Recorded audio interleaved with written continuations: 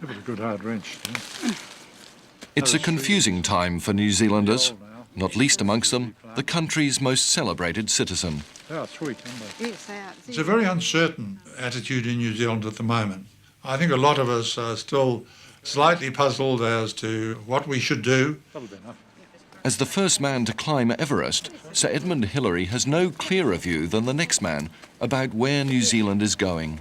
We used to have a society where everybody could, get social security and so on. We have swung quite strongly away from that now. Maybe we've gone a little bit too far. So maybe we ought to slow down a little bit these paying back of our debts and spend a little bit more money on health and education and the old people. Today's New Zealand is more noted for its corporate climbers than its mountaineers. Anthony Walton's on the rise. He's negotiating to franchise a chain of activity cafes called Global Tribe across the country and into Europe and America. A dozen years of extraordinary, often brutal economic reform have produced a new breed of energetic entrepreneur like Walton, ready to take the risks and take on the world. So I think there's a fresh confidence in New Zealand, there's no doubt about that, to be aggressive on the world scene, and I think the belief that we can do it is starting to really emerge again. Disciples of the free market like Walton revel in moves to smaller government, not just in selling off public assets, but in turning over responsibilities like health, education and social welfare to market forces. I think smaller government, downsize government, and deregulate, get the entrepreneurs, the visionaries, the business leaders getting involved in solving some of those problems.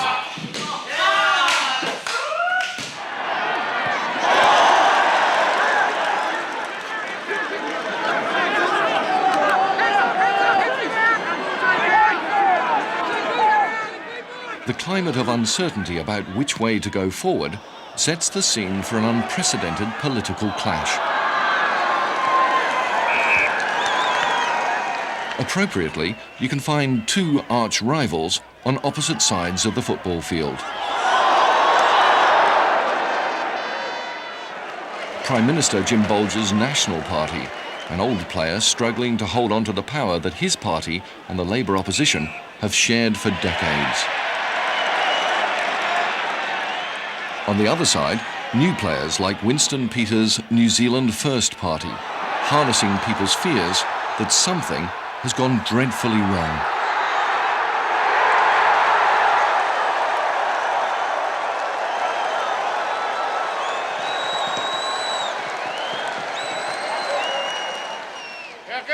I've got a question to ask you, Winston.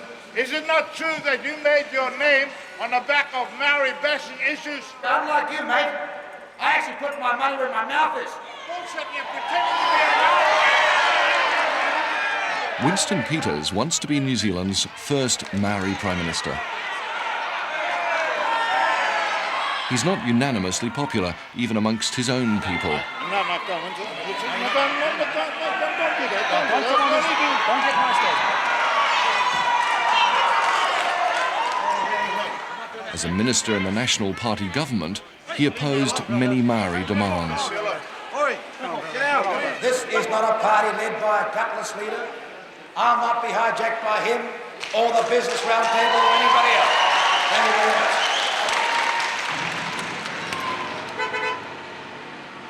Today, after falling out with the Prime Minister, defecting, then forming New Zealand First 3 years ago, Peters runs a well-oiled political machine.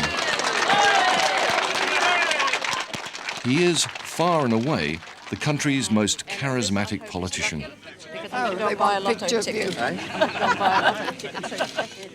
Peters' popularity with people like Gwyn McLennan is built on attacking the economic reforms he once promoted as a government minister. Well, I think he is the best candidate New Zealand has ever had. You find him pretty attractive too, don't you? Like a lot of New Zealanders do. Well, I suppose I do. Yes, I find him quite attractive. This election is about who owns New Zealand. big business, multinationals, immigration. Popular targets for those who believe they've paid dearly for economic reform. To Gwyn and new political friends like Valda and Frank Harris, Winston Peters represents a chance to change direction before it's too late. Remember, come the 12th of October, to put yourself first, put your family first, put your community first, but above all, put your country first. Foreign media ownership, foreign ownership of all of our key resources. I mean, if you land in New Zealand by plane, you'll come on a foreign-owned airline we used to own. The airports are being sold. You'll probably land at a foreign-owned airport. If you catch the train, that's foreign-owned. Past the forest, they're foreign-owned. Go past all the think big energy projects which made us the 6th most energy developed country in the world. They're all foreign-owned. Check in at a hotel chain, they're all foreign-owned. Check in at a bank, they're all foreign-owned. Now, what part of New Zealand is ours now?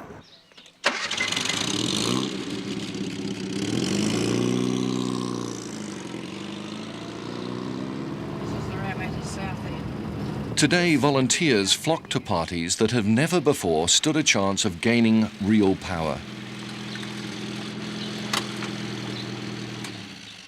Now, with the introduction of proportional representation, people like Valda sense an opportunity to destroy the dominance of the two big parties that left many people feeling marginalised and ignored. I have to say Winston's got the most wonderful sense of humour. Yes, and we had a good crowd. New Zealand First appeals to many who want the government to stop selling off public assets, and those threatened by reforms to once generous pensions, welfare and health services. I've known several people with who need hip replacements. Yes, that's now right. they've had to wait and wait and wait until they can hardly walk. I'm definitely against selling off our assets. If something happened, had an invasion, we've lost all our major things, our telecommunications, our roads. They could block us off completely. Do you miss the old days of when New Zealand was something more perhaps of a caring society? People looked after each other better. Is that one of the things you're yearning for? Definitely.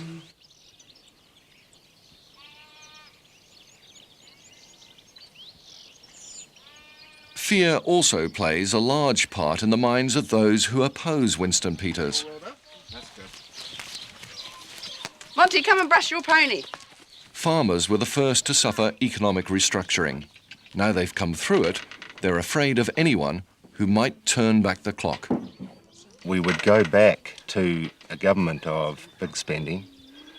We would see a rise in interest rates, a rise in inflation. And in our situation here, where we've made pretty hefty investments in farming, that would not be a very good thing, and it would worry me greatly. She's doing well. Yep. Doesn't look as though she's lost her confidence after that fall. Like most New Zealanders, Larry and Jane White don't quite know what effect the new voting system, mixed member proportional or MMP, will have. It was chosen in a referendum by voters sick of the broken promises of the big political parties. But the Whites fear it'll lead to weaker government, with coalitions horse-trading over their policies. We're obviously going to have coalition governments, which means you're going to have a watering down of policies, legislation that is full of compromise, and a government that possibly isn't going to be able to push through the hard decisions. One for a party, one for a person, one for a party. Another farming family, the characters of the Foot Rot Flats cartoon, has been conscripted to explain MMP to confused voters. You may not realise it, but I'm able to make 2 votes this election. One for a party and one for a person. Simple enough, but the effect on the shape of future parliaments is completely unpredictable. MMP, it takes just 2 ticks.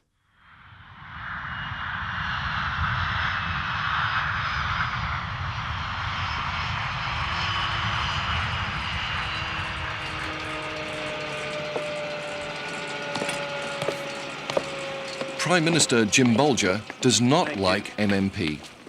Under the old system, he'd have been certain of holding on to his job. He'll probably garner about 40% of the vote.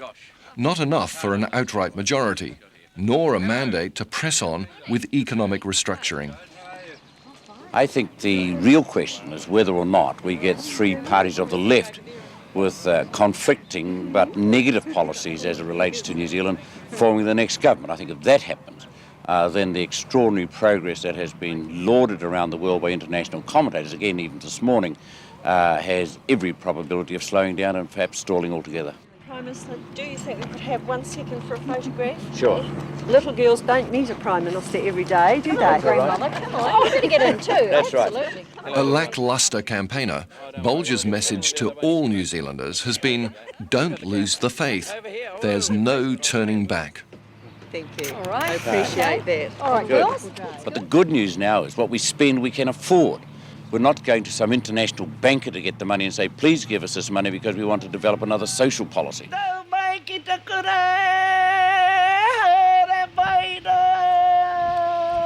The Prime Ministerial problem is that while he's popular with farmers and businessmen, his economic reforms are seen as heartless.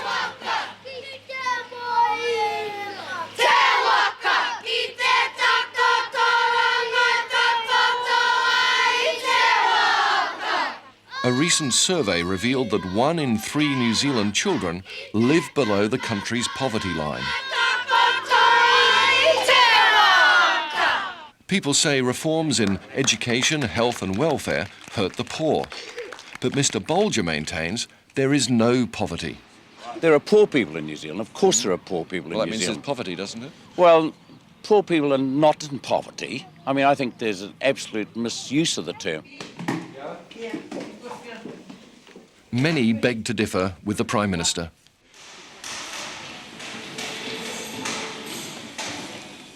Moenga is amongst the more fortunate. Her temporary home is a prime bit of real estate owned by the Catholic Church. I'm embarrassed by the policies that our government has put on to the low-income families, and there is no miracle. For a lot of these children that sit in our house, that have not got enough money to go to school with, to have lunch, where is the miracle for them? There's poverty around this country, relative poverty. It's not Chinese poverty, it's not South American poverty, it's not African poverty, but it is relative poverty. And kids are feeling it very, very keenly. Is there any dressing you can put in front of that plug by the side of the freezers? Ah, Jonah. It's hard being big, isn't it? Here comes the air garage. Look at that. Look at this there. As the man who set New Zealand on the road to what's called economic rationalism, David Lange is now one of its greatest critics. We'll do another. Jonah. Alongside all-black rugby heroes, Lange is still urging New Zealanders to keep to the left. But nowadays, it's the left of the road in driver safety campaigns. We have become far too rational. People think you're in politics to become some sort of bookkeeper, a cost accountant. As the campaign enters its final days, New Zealanders find themselves facing the starkest choices in the most confusing of circumstances. What are you doing out there? Not filming me being made up? There you go. There you go. There you go. They must either believe Jim Bolger's promises that all New Zealanders will eventually benefit when the pain is over, or they must take a punt on untried politicians trading on people's fears, but promising to let them decide the pace of change and to deliver an economy that's fit to live in. Yep. Are you ready for battle, Mr. Peters? We'll be ready. The Prime Minister might find a natural coalition partner in Winston Peters, who defected from the Nationals, were it not for their deep personal antagonism. Make a deal before the election. And there we see some of the complexity. The horse trading amongst prospective coalition partners that MMP has forced on the politicians will keep New Zealanders entertained, frustrated and confused after the elections until the shape of a new government becomes clear. Yesterday. I'm not interested in going back to yesterday. Some things yesterday were good, but you can't go back. There is no turning back on the road of economic reform. It's far too late for that. But politicians and public alike agree the nation has reached a watershed.